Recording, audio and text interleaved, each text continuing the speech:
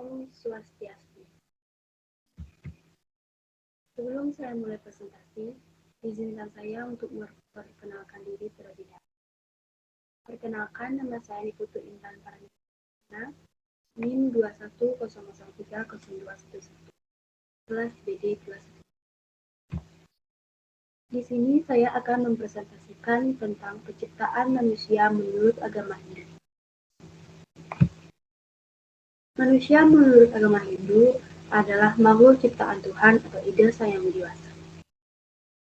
Segala sesuatu yang ada maupun akan mungkin ada adalah merupakan manifestasi Tuhan. Pernah pula saya dengar bahwa manusia tercipta sesudah munculnya tumbuhan dan hewan. Maka dari itu, manusia disebut sebagai buana alit, sedangkan jagat raya disebut sebagai buana agung.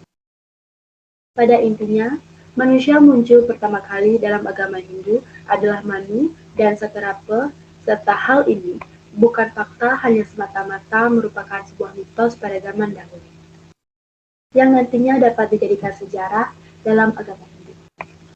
Manusia dalam agama Hindu berbentuk atas 3 lapisan badan yang disebut Trisarira, yang dimana bagian-bagiannya adalah Stula Sarira atau badan kasar, Suksma Sarira atau badan halus, dan Antakarana Sarira.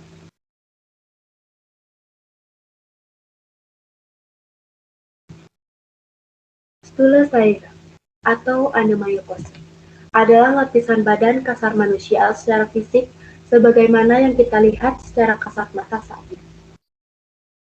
Stula Sarira dengan 6 lapisan atau kasat kosa yang membungkus atman manusia yang merupakan organ-organ tubuh yang dapat dilihat, diraba, serta dibentuk oleh unsur Panca Mahabhuta. Panca Mahabhuta. Panca Mahabhuta terdiri dari panca yang berarti 5 dan Mahabhuta berarti elemen besar atau elemen utama. Kelima elemen ini merupakan penyusun utama makrokosmos atau semesta material dan mikrokosmos adalah buana alit. Yang terdiri Panca Mahabhuta terdiri dari Pertiwi, Apah, Teja, Bayu, Akasa. Pertiwi adalah zat cair. Pertiwi adalah zat padat. Wujud dari pertiwi cenderung tetap, seperti contohnya tulang, daging, dan otot. Apah adalah zat cair, yang dimana contohnya seperti darah dan lendir. Teja adalah zat segala zat panas. Zat ini lebih halus dari apah, karena hanya dilihat dari dan dirasakan. Contohnya seperti suhu badan. Yang keempat adalah bayu, adalah zat udara. Contohnya seperti napas. Yang kelima adalah akasa atau eter. Akasa atau eter adalah zat hampa. Contohnya seperti rongga tubuh. Stula Sarira juga berhubungan dengan zat kosa, yang dimana zat kosa adalah 6 lapisan atau unsur yang membentuk Stula Sarira dalam buana alit atau Manacikapura, yang terdiri dari asti atau tulang, odwan atau otot, sumsum, mamsa atau daging, rudira atau darah, dan carma atau kulit. Keenam unsur itulah yang akan menjadi wadah atau Stula Sarira yang nantinya membungkus atman kita.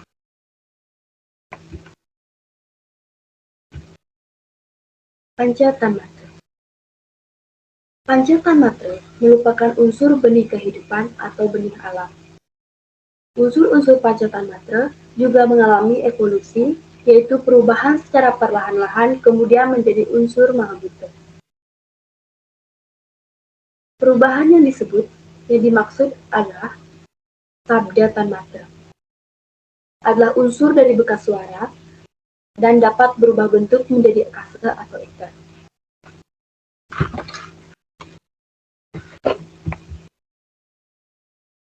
Yang kedua adalah Sparsa Tanmatra. Adalah unsur dari bekas rasa yang berasal dari sentuhan yang dapat berubah bentuk menjadi bayu dalam buana alit yang berwujud napas. Yang ketiga adalah rupa tanmatra, adalah unsur dari bekas cahaya dan dapat berubah bentuk menjadi teja yaitu panas.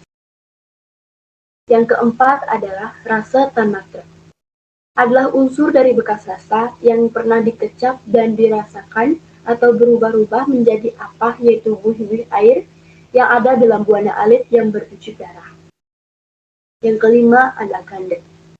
Ganda tanmatra adalah unsur bekas bau yang dapat berubah menjadi pertiwi yaitu zat padat yang berwujud tulang belulang.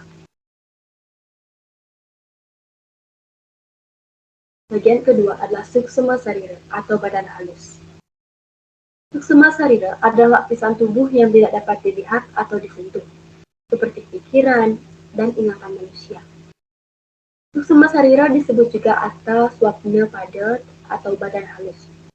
Pada atau ini, terdapat unsur dasa indera yang terdiri dari panca budindriya dan panca karmendriya. Suksma sarira dalam bahasa Sanskerta disebut cita. Ingatan dirasakan selama manusia hidup di dunia ini. Cita adalah salah satu unsur yang membentuk watak atau budi seseorang. Pada cita ini terdapat unsur dasa indera yaitu 5 indera pengenal yang disebut panca budindriya. Panca budindriya adalah sebagai anggota tubuh manusia yang dapat melihat, meraba, dan mencium. Yang terdiri dari caksmendriya adalah sensor penglihatan yang terletak pada mata. Yang kedua adalah srotendriya, adalah indera pendengar yang terletak pada telinga. Yang ketiga adalah granendriya, adalah pembau yang terletak pada hidung. Yang keempat, twakendriya, adalah sensor sentuhan yang terletak pada kulit. Jihwendriya adalah indera pengecap yang terletak pada lidah. Pancakarmendriya, yang berasal dari kata karma dan indriya, dengan rangsangan kunci panca budi indriya akan membentuk dasa indera sebagai gerak-gerik keinginan manusia atau makhluk hidup. Bagian ini adalah 5 sensorik yang menggerakkan tubuh manusia, yang terdiri dari panindriya adalah sensor penggerak pada tangan, padendriya adalah sensor penggerak pada kaki, garbendriya adalah sensor penggerak pada perut, upastendriya adalah sensor penggerak pada kemaluan laki-laki, sedangkan yang kelima adalah bagendriya adalah sensor penggerak pada kulka. Antahkarana sarira. Antahkarana sarira adalah lapisan tubuh yang paling halus yang disebut atman. Antahkarana sarira juga memiliki rasa, juga memiliki sebab. Atman membuat manusia hidup dan bergerak.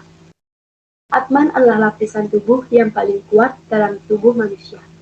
Jika Atman telah meninggalkan tubuh seseorang, maka itulah yang menjadi mati.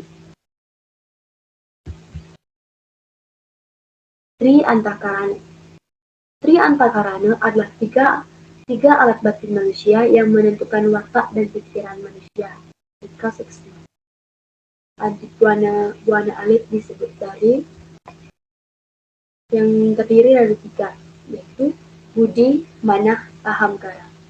Budi yang berfungsi untuk menentukan keputusan, manah yang berfungsi untuk berpikir, sedangkan ahamkara berfungsi untuk merasakan dan bertindak. Kesimpulannya adalah, penciptaan manusia menurut agama Hindu adalah makhluk ciptaan Tuhan Yang Maha Esa yang paling sempurna karena memiliki unsur-unsur kehidupan. Manusia adalah makhluk yang memiliki kemampuan hak istimewa dan memiliki tanggung jawab atas dirinya sendiri. Sekian presentasi dari saya. Bila ada salah kata, saya mohon maaf dan saya akan akhiri presentasi. Om Santi.